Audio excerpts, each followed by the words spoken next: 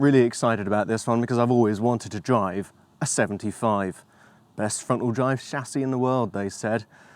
But we'll get onto that a bit later. First up, some of the design stuff. They always wanted it to be a retro car right from the beginning. And kind of, it was a current thing at the time with the new Beetle and later on, I guess, the Fiat 500. I'm not sure if it quite worked at the time. There's a lot of chrome and it's very much a what if the 1960s came back. It's echoed on the inside as well.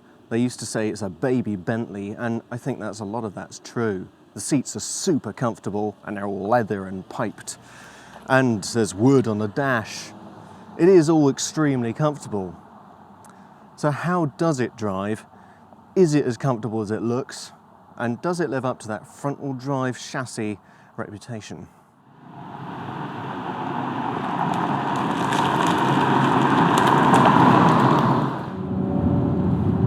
So a man called David Lindley, he was the chief chassis engineer at Rover at the time, and he said, I think he put it very well, Rover 75 is just as quick on a demanding road as an overtly sporting saloon, but it just does so in a more refined and relaxed way. Well, it certainly is quiet in here, even as the estate, actually, which came out a couple of years later. 60 miles an hour. And the ride quality, well, very good indeed. I think actually one of the main contributors to that is the really strong structure. They paid a lot of attention to that and it's paid off. You've got soft-ish springs, long travel, and good damping as well. Guys at Rover knew what they were doing actually. And even if you push on, 5-6 tenths, you want to get a move on, it is very relaxed in the way it kind of just consumes the road. All very impressive. The seat is fairly comfortable. It's not as soft as you might have thought actually, but it's got adjustments and very nice and supportive. Armrest and all that. There's a centre one as well. You can sit. You just imagine you're sitting here for like 4 hours on the motorway, easy. This one's the 2-litre V6.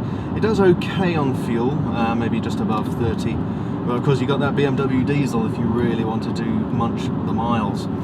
This one's a manual gearbox, so it's got 5 speeds, obviously.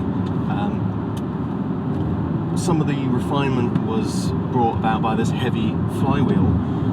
And when you start to push the car a little bit more, you do notice when you're flipping the throttle and stuff, which maybe you shouldn't be doing in a Rover 75. It is a bit lazy. Brakes are strong, very good. Now the other part of the ride is the low speed ride's really good too. Little bumps like that, you just about hear it, maybe feel it, but it's very distant. And you're sitting here and you don't really hear traffic go by.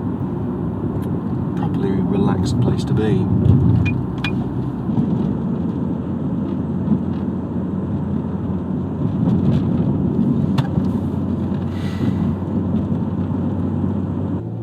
Now for a V6, it's got a surprisingly low amount of torque, but 4,000, 5,000, 6,000,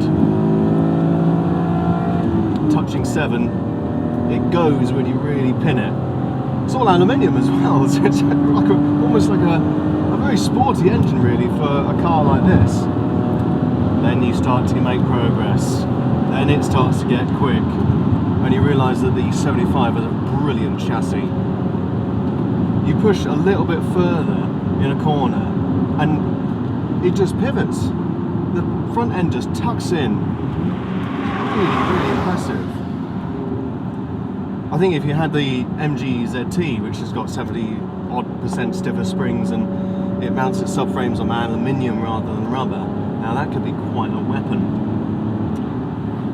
As it is here, the 75, yeah, it does make progress in a very refined manner. Body roll is pretty minimum. The engine sounds great. Controls, yeah, they've got a decent heft to them. When you really do start to hit the limit, the steering loses a bit of its initial feel. but the chassis is always really balanced, really poised, and it's always giving you communication kind of on the seat of your pants. Very confidence inspiring. I haven't found any way to turn off the traction control, but to be honest, I don't know if you really need it because it's never interfering with what you're doing. Oh. Sounds great. The heavy flywheel always annoys you.